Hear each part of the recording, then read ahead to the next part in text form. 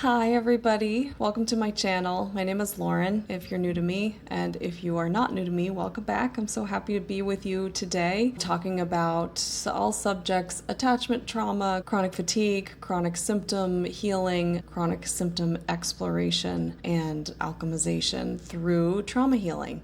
Today I'm talking about disillusionment. There's a lot of disillusionment in the world today. There's a lot happening, but I'm more speaking to the personal level disillusionment that happens potentially multiple times, potentially many times, on the journey of attachment trauma healing. I'm speaking about this subject today because it's very personal for me right now. That would be the best word to describe the process that I have been in for the last 3 months or so. And that aspect of it is very resonant of my chronic fatigue journey and really my health journey. It happened again and again and again, yet there's a very different experience this time. Every moment of disillusionment in our lives has grief in it because there's loss. So when I'm talking about disillusionment, I'm talking about the falling away of beliefs that we once had.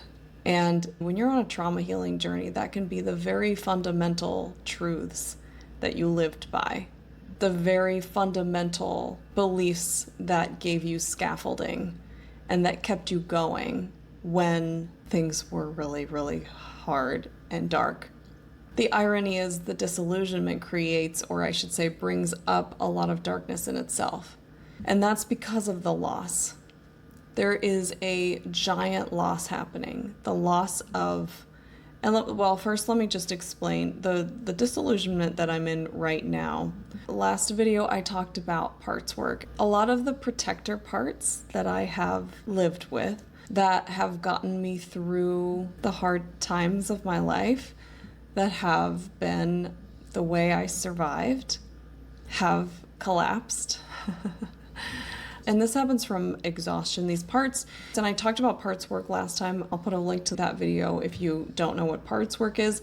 But these parts, these protector parts, were never meant to make it through our whole lives. They're in these extreme roles and they were never meant to go through the decades and decades and decades. So what happens is they become absolutely exhausted doing what they're doing. Their role was to get us through childhood and adolescence and get us into the world.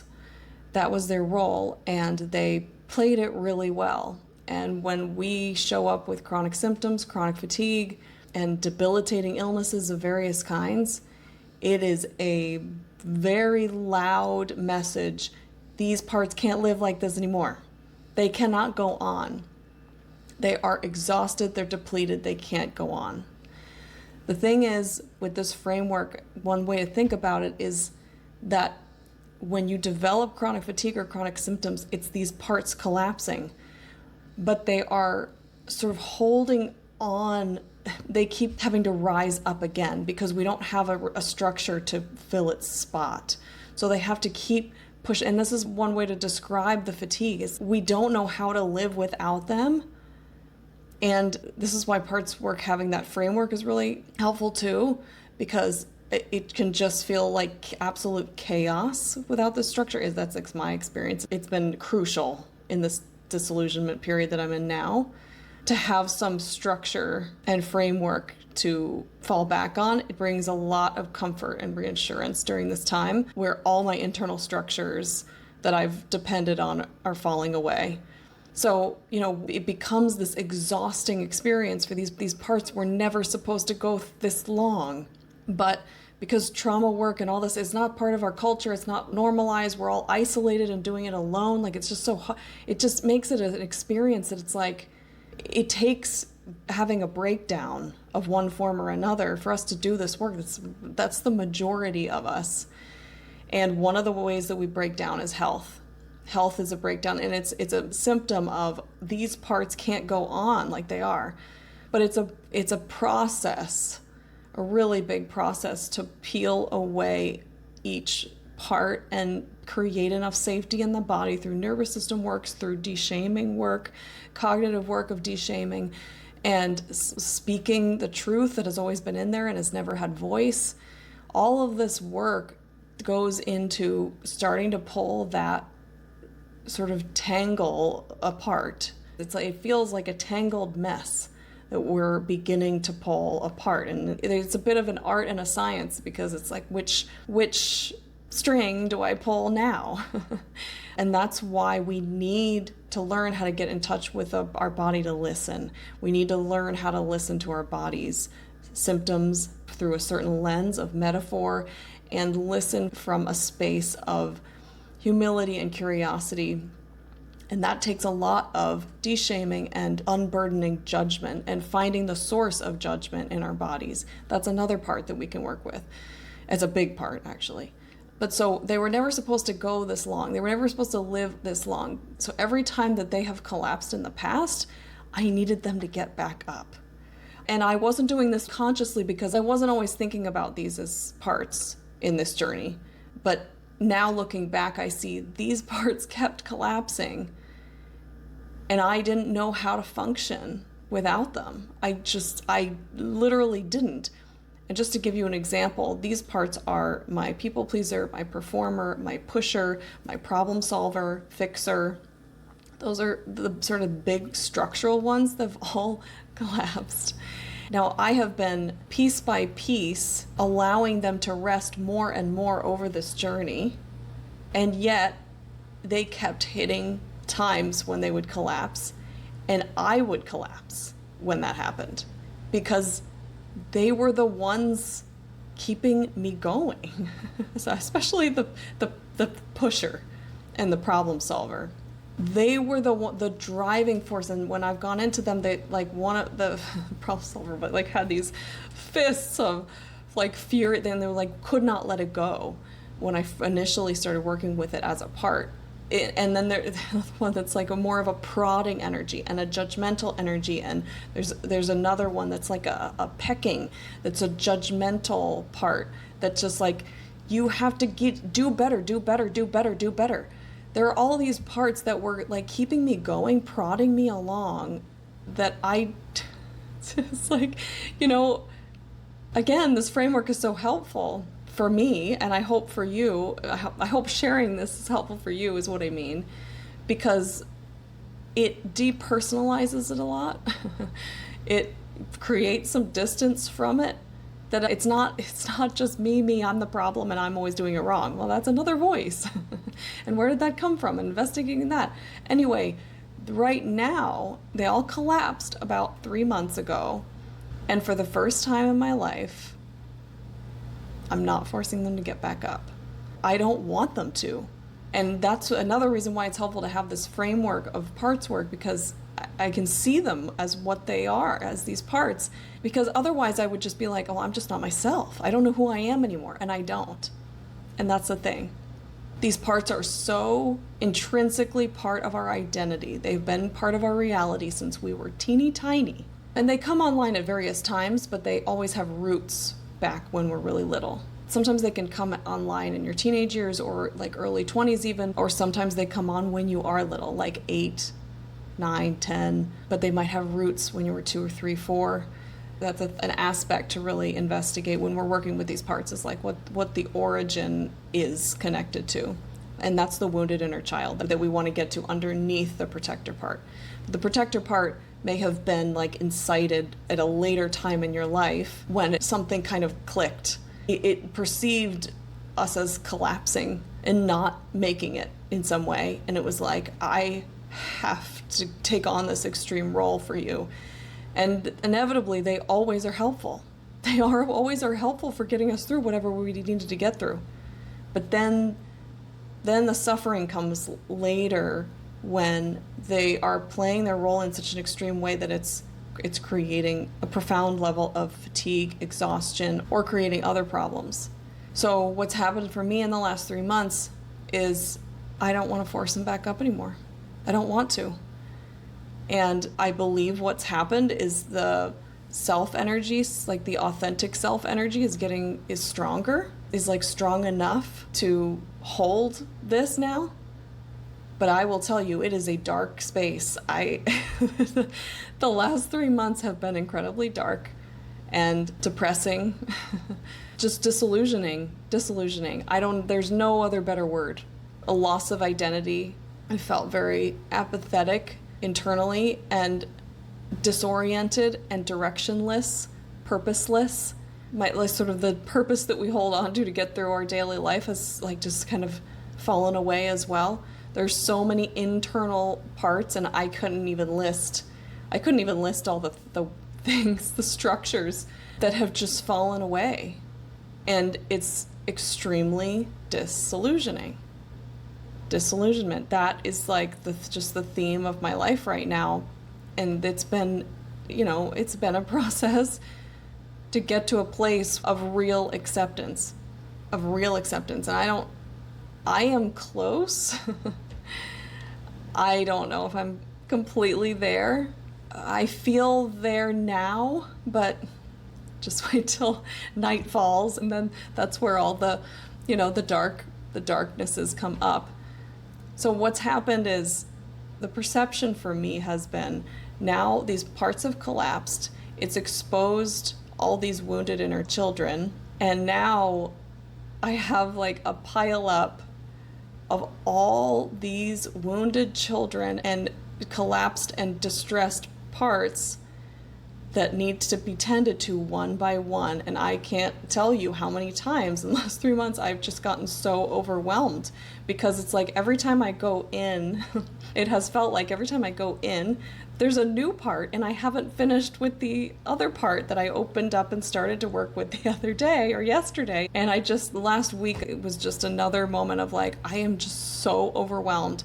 There are parts that have collapsed, but then the thing is, other parts take over. Other parts go on overdrive. So I've got a constrictor, I've got these other parts that have been on overdrive, because it's like, oh my God, all these parts have collapsed. It's not safe. So we've got to take up the slack. And they're showing up when I go in there too. And it's just like one after another. And I don't, it would stress me out to say the number. I haven't counted it. But ChatGPT was really helpful with a reframe, because I was feeling like this is just too much. I'm going to be in this state forever because it just keeps growing.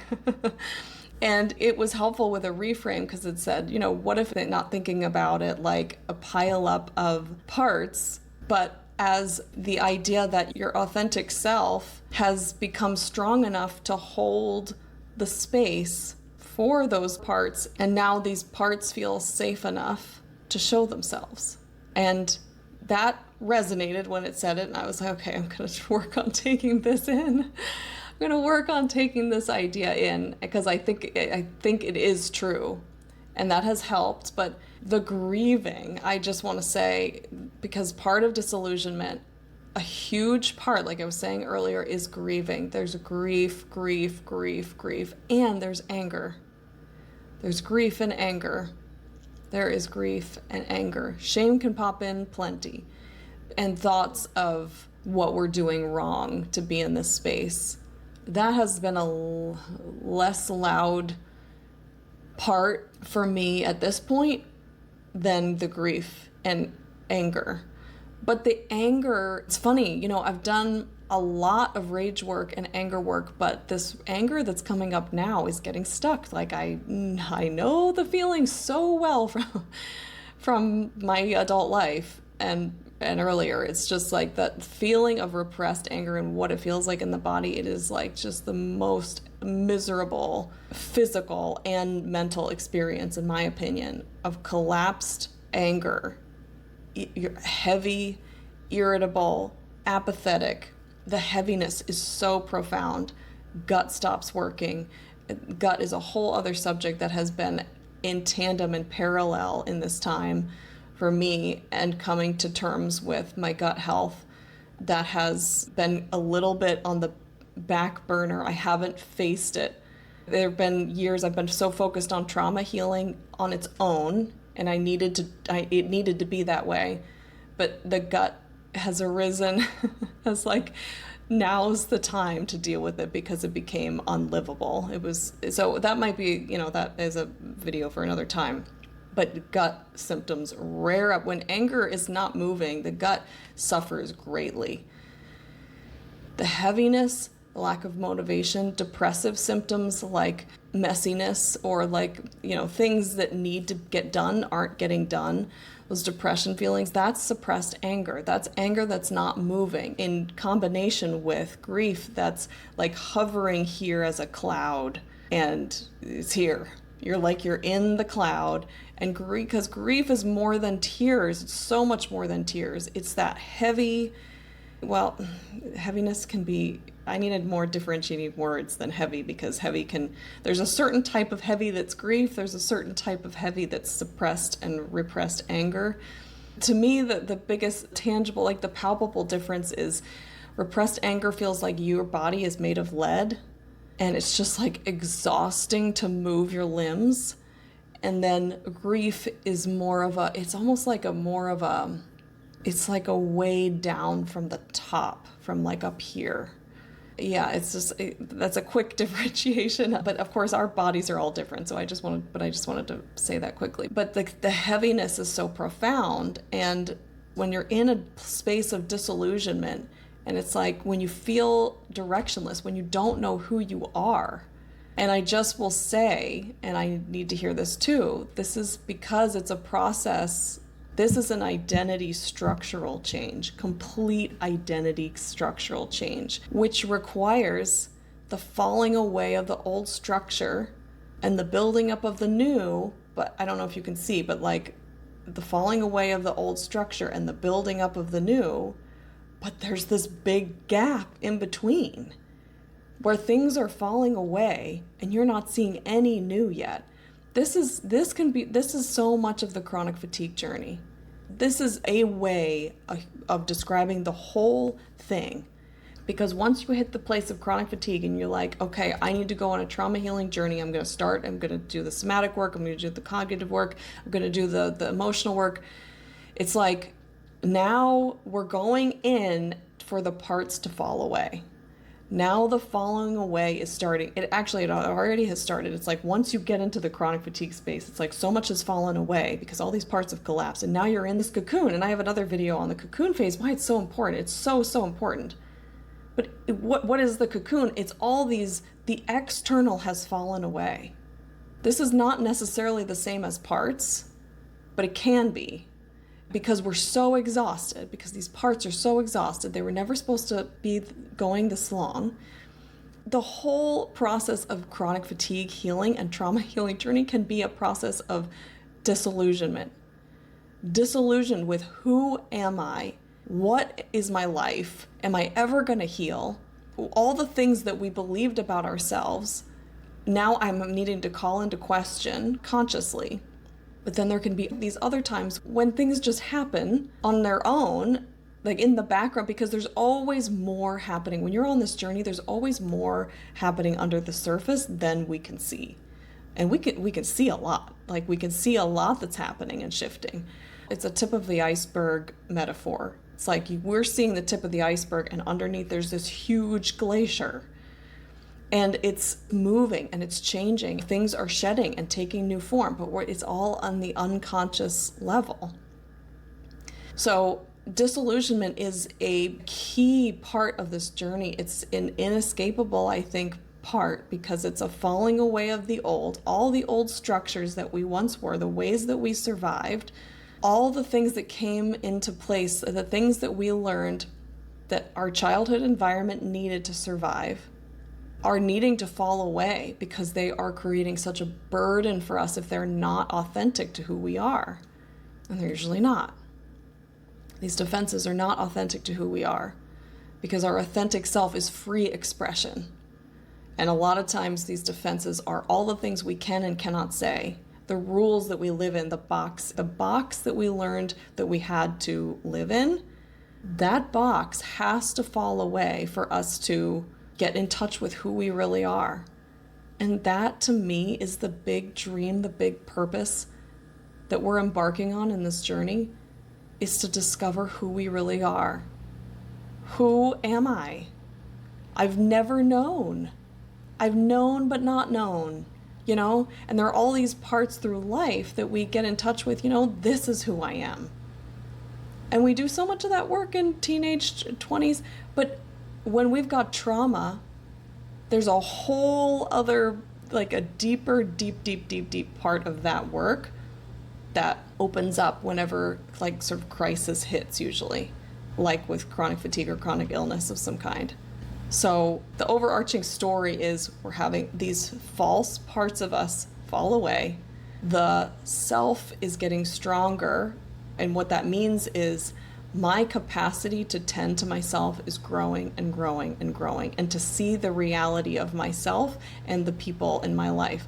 The emotions are getting put in their right places. One of the big incorrectly positioned energies that we're working with in this journey is shame. That is all misdirected energy. Toxic shame, wounded shame, that's all misdirected energy. And that is the process really that we're peeling away of all the messages that we've internalized that now we're carrying, that the responsibility lived outside of us. We are wired to not want to blame our parents for stuff. That is a wiring, which is to keep us safe. And so all this energy of the ways that our parents disappointed, the ways they weren't there for us, the ways that whatever happened in your childhood, all of that stuff, as much of that is internalized, the more physical and mental burden we're carrying into our adulthood. And so in the trauma healing journey, we are going in, finding those spaces and discovering how that it's false. It was never our fault. It was never that something was wrong with us, but that's the structure that had to be in place for us to get through our childhood, the belief structure, I mean. That belief is a false belief, but we had to have it. And so now we're going in and we are alchemizing that by grieving, by doing anger work, by letting our inner children speak in a way that they've never been able to speak. And that changes the direction of the energy to stop having these knives towards ourselves and this curling in on ourselves, allowing it to go back where it comes from and released. That doesn't mean holding grudges. That doesn't mean blaming. It means responsibility out there, not on here. And with that comes the grief, comes the rage, comes the disgust, comes the shaking, the release, the fear.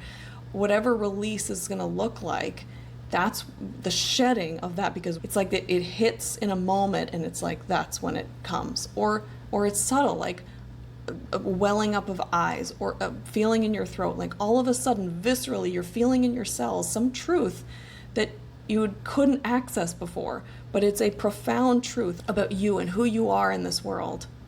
So that's where we're going. But through that journey can be all these moments of disillusionment, of like that in between, of like all of this is falling away. I don't know who the hell I am. The nervous system can get so dysregulated in this time. And so having nervous system tools on board is so important. It's one of the many, many reasons why we need to do conscious nervous system work. Because there are these ebbs and flows and cycles. Because when these parts fall away that were keeping us safe, keeping us feeling safe in the world, all of a sudden, oh my God, I'm not safe. The body is like, I'm not safe without these parts. So the nervous system gets dysregulated. And like I said earlier, these other parts get on overdrive. I mentioned my constrictor, and that is a nervous system dysregulating part.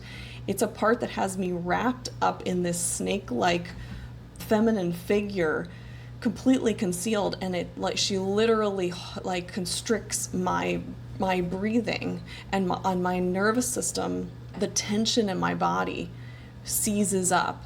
And so I've had to do a lot of nervous system work, but this is the kind of space where yes, the nervous system works somatically, but then the nervous system work is in terms of like getting to know and nurture and help this part that is the one disrupting the nervous system. Who is she? What does she need? What is she afraid of? And who is she protecting? Obviously, the one she's protecting is the one inside this, like, and she was an 8-year-old girl, and she's one inside and completely concealed. And so asking her and navigating, how can I see her? But we can never do that until the protector part, the constrictor part, when she feels understood. She feels seen. She feels like you're really understanding who she is and what she's done, and giving her, feeling the gratitude for her, seeing the wisdom in her, seeing how she's helped you, not just how she's the ways that have harmed. And the harming ways are the nervous system dysregulation, the constricted muscles and the constricted breathing, but all the ways that she's helped, and when she came online, why she had to come online in my body. So disillusionment is a key part of this process. And in my experience, it looks and feels a bit different every time. This time of disillusionment is much different than other times, but it has these signatures that I was talking about earlier. And there's always grief, there's always anger. And a lot of times it's grief and anger that doesn't want to move readily because it's really old. And so there's this period of sitting in it and working through it really slowly. It can feel really slow, and it can feel really frustrating because it's really old. And working with these different parts, or working with, your emotions somatically, and speaking, and just being really patient with it, because it is a slow process, because it's old. And we need to help it feel safe. Every time we have a disillusionment, what's happening is new parts are being grieved. New layers, deeper layers than last time, are being unearthed to be seen, are being unearthed to be healed. And so those ones being unearthed, we've got to do that same process that we've done for other layers, where it's like creating the safety for it. In my example, it really is safe to be in the world even without the people pleaser, without the performer, without the fixer, without the pusher. And man, my pusher, strong, and just has gotten me through everything. And that's not to discount the other ones. They all have. But that's the one that has been like the grit of how do you get through really tough stuff. We've all got these parts. What are the parts that have gotten you through?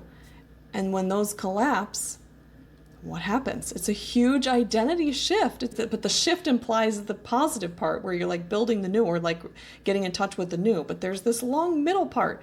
It can be long, can be short. It depends. But there's this chunk in the middle that's like, I don't know anything anymore. I'm questioning everything about myself and who I am and how do I be in the world.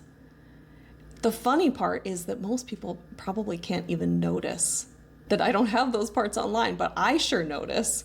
It's a huge difference for me, and I don't feel safe. And in the last video, it's kind of funny. You could hear, because one of these parts lives in my throat, and you can hear my voice has changed. And it's probably not permanent. It's this in between. It's like, I don't feel that my voice is like low and gravelly and monotone, and I can't control it because that was a part that's collapsed, that was living in there. And still distressed, and I still have to go. Like, it's just a process of going to each one of these parts and completing it. And you go to new parts, then you come back to the other ones, and it's just this whole, it's such a complex web, but it is so, so profound. And so I just wanted to share that in case any of you are in a period of disillusionment. I think it's normal for this process because you're in a giant identity death and rebirth. And this happens over and over again. It's gonna be profound. The scary part is the in-between, I think, because it's like, I don't know anything. I don't know anything. And I don't know if this is ever gonna end. And all these voices come in, and those are parts to work with. All these shaming voices come in. That you're not doing enough, that you're not enough, this is the fundamental thing that's wrong with you. See? You are flawed. See, there is something wrong with you. You're not pushing hard enough. You're not doing enough. You don't have enough grit. All these shaming parts come in, or maybe it's just one part which has all those voices. So it's normal. I just want to normalize it. I want to de-shame this, but you will get through it. Just keep, and I'm saying this to myself too, just keep going bit by bit and trusting as much as you possibly can in the process. You will heal, and this period will end, and the new structure, the self, is going to keep getting stronger and stronger. In a nutshell, this is a gigantic transformation and transition from a life of push to a life of pull. That's for me, that's a big frame for what I'm going through right now. But the middle is the disillusioning part that's like, I just don't know anything anymore and feel directionless and purposeless. So if any of you are going through that, my heart is with you and I'm here. And if you want any support from me, you can book an appointment on my website, laurenvorhees.com. That link is down below. I hope you guys are doing well on your healing journey. I am sending you so much love. I've loved being here with you today, and I'll talk to you on the next one. Have a beautiful rest of your day. Bye.